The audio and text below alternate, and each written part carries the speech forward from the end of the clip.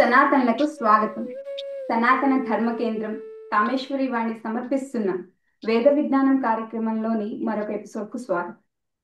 ముందు ఎపిసోడ్స్ లో మనం సనాతన ధర్మమునకు ఆధారమైన వేదములు మరియు శాస్త్రముల గురించి తెలుసుకున్నాము. అలాగే యజ్ఞవేది గురించి తెలుసుకుని మన సంస్కృతి సాంప్రదాయాల గురించి కొంత తెలుసుకున్నాం. ఈరోజు మళ్ళీ మన గురువు గారైన కూనపులి గణేష్ కార్తికేయ ఘనాపాటి గారి నుంచి మరికొన్ని విషయాలను తెలుసుకునే ప్రయత్నం చేద్దాం. నమస్కారం గురువు గారు. నమస్కారం అండి.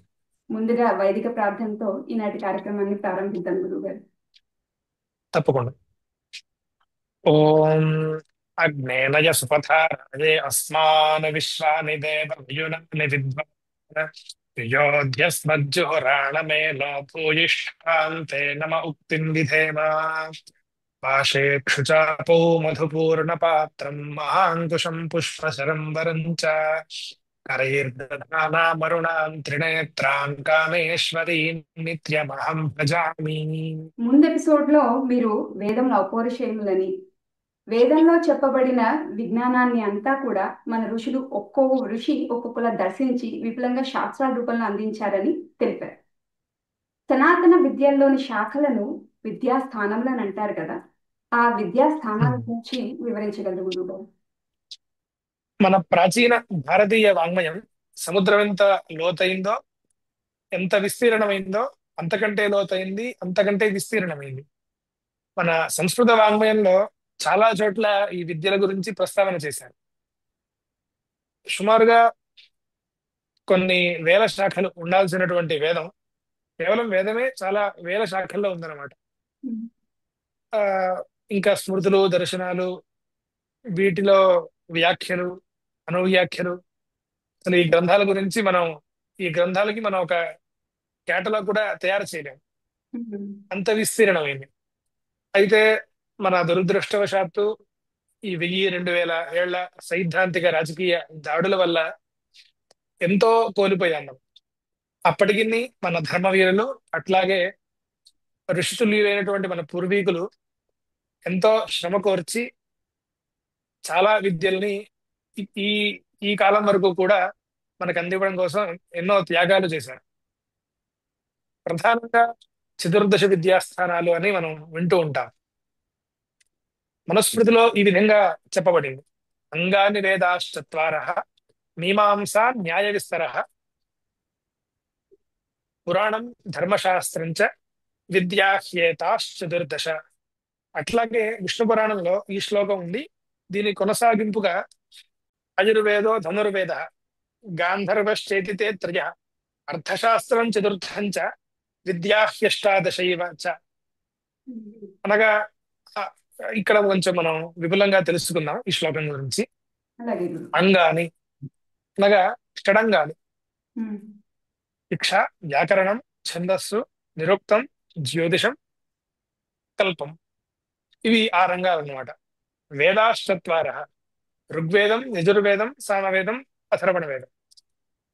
మీమాంస న్యాయ విస్తర అన్నారు. ఇక్కడ మీమాంస అన్నప్పుడు ఉభయ ఉభయ మీమాంసలు అని గుర్తుపెట్టుకోవాలన్నమాట. ఒకటి పూర్వ మీమాంస, ఉత్తర మీమాంస. పూర్వ మీమాంస వేదంలో ఉండేటువంటి కర్మకాండ గురించి చెప్తుంది. అలాగే ఉత్తర మీమాంస వేదంలో ఉన్నటువంటి జ్ఞానకాండ, ఏదైతే పరబ్రహ్మ గురించి మనం తెలుసుకోవాల్సిన విషయాలు ఉంటాయో అవన్నీ ఉభయ ఉత్తర మీమాంసలో ఉంటాయి. న్యాయ విస్తర: ఈ న్యాయ విస్తర అన్నాడు అంటే ఆన్వీక్షకి దండనీతితో కూడినటువంటి న్యాయశాస్త్రం. పురాణం ధర్మశాస్త్రం చ 18 పురాణాలు ధర్మశాస్త్రం అంటే స్మృతి గ్రంథాలు. ఇవి విద్యాహ్యతాశ్చతుర్దశ అని చెప్పబడింది. అట్లాగే 4 ఉపవేదాలు: ఆయుర్వేదం, ధనుర్వేదం, గాంధర్వ వేదం, అర్థశాస్త్రం. ఈ విధంగా మనకి చతుర్దశ విద్యాస్థానాలు అని, అష్టాదశ విద్యాస్థానాలు అనే ఒక చిన్న భేదంతో మన ఈ ఏదైతే విద్యలు ఉన్నాయో వాటిని చాలా క్లుప్తంగా మనకి తెలియపరిచారు.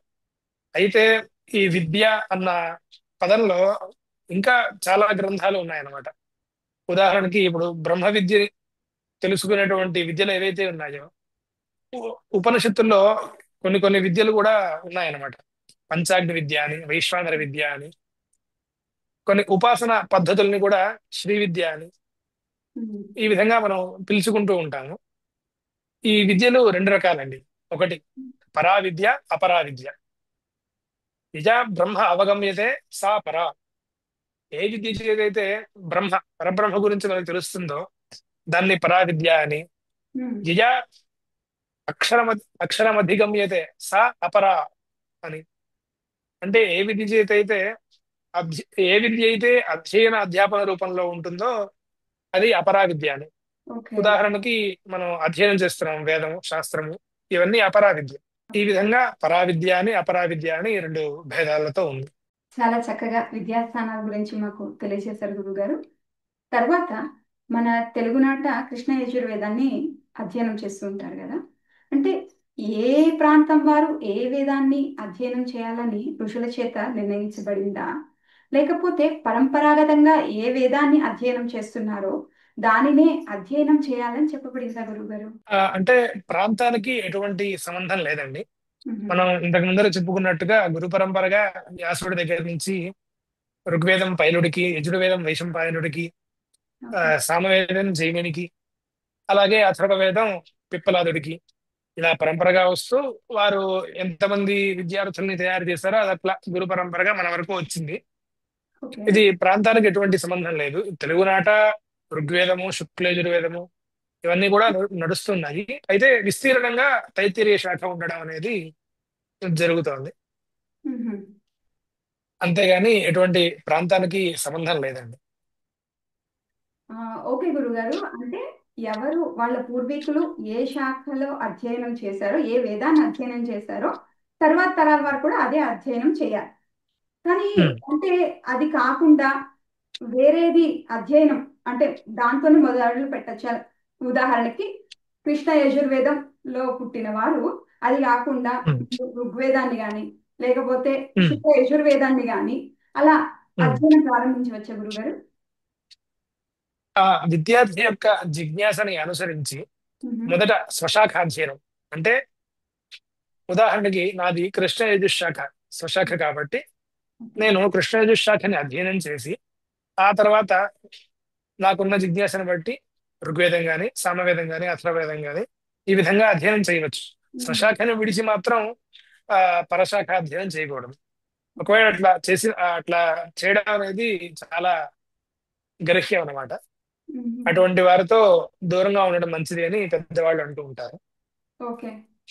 అట్లా సుమారు ముందర జనరేషన్ లో కూడా అలా చాలా మంది ఉన్నారు, 4 వేదాలు చదువుకున్న వాళ్ళు మన తెలుగునాట. మ్మ్. ఓకే. సో కాబట్టి మనము స్వశాఖని అధ్యయనం చేసి తర్వాత ఇంకా మనకి జిజ్ఞాస ఉండి నేర్చుకోవాలని అనుకుంటే ఇతర శాఖాధ్యయనం కూడా ఇతర శాఖల్లో విద్యను చేయవచ్చు. అభ్యసించవచ్చు. బాగుంది గురుగారు. తర్వాత గురుగారు, వేదాభ్యాసం చేయడానికి ఉండవలసిన అర్హత ఏమిటి గురుగారు? అలాగే ఒక్కో వేదం అభ్యసించడానికి అసలు ఎంతకాలం పడుతుందండి? మొదటగా వేదాధ్యయతకు అర్హత అంటే సకాలంలో చౌలము, ఆ, గర్భాష్టమంలో ఉపనయనం, ఈ సంస్కారాలు ఏవైతే ఉన్నాయో అవన్నీ సకాలంలో కావడం అనేది ముఖ్యమైనటువంటి అర్హత అండి. ఓకే. ఆ, అలాగే కొన్ని నియమాలు కూడా పాటిస్తూ ఉండాలి. ముఖ్యంగా కుటుంబంలో ఆహార విహారాదులు జాగ్రత్తగా ఉంచుకోవాలి. మ్మ్. ఆ, శుచిగా ఉండడం అనేది ముఖ్యమైనటువంటి నియమం. ఆచారహీనో నపునంతి వేద. ఆచారహీనుణ్ణి వేదం కూడా పునీతం చేయలేదు అనమాట. మ్మ్. అందువల్ల అది దృష్టిలో ఉంచుకొని మనం అధ్యయనం చేస్తే గనక సరైన ఫలం ఉంటుంది అనేది ముఖ్యమైన విషయం. ఓకే.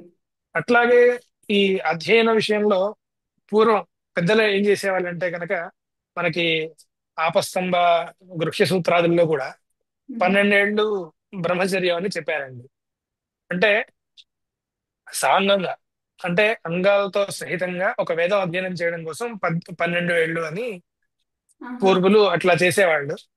సరే, ఓకే. ప్రస్తుత కాలమాన పరిస్థితుల్లో సగటున ఒక వేదం పూర్తి చేయడం అనేది ఒక 10 ఏళ్ళు పడుతోంది. ఓకే. ఆహాహా.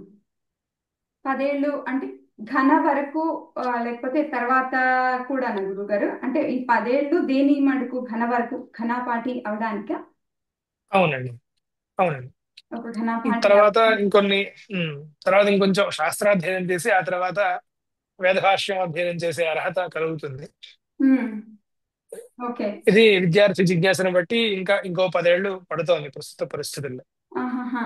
ఓకే. వేద భాష్యం కూడా తెలిసి ఉండాలంటే దాదాపు ఒక 20 ఏళ్ళు ఉపనయనం అయిన నాటి నుంచి వేదాధ్యయనం గనక ప్రారంభిస్తే ఒక 20 ఏళ్ల పాటు గనక అధ్యయనం చేసినట్లయితే ఘనాపాటి మరియు వేద భాష్యం తెలిసిన వారు అవుతారు. వారు అవుతారు. తెలుసుకున్నవారు. తద్వారా లోకానికి ఉపయోగపడతారు వాళ్ళు. ఓకే. ఆ, సత్యం గురువు గారు.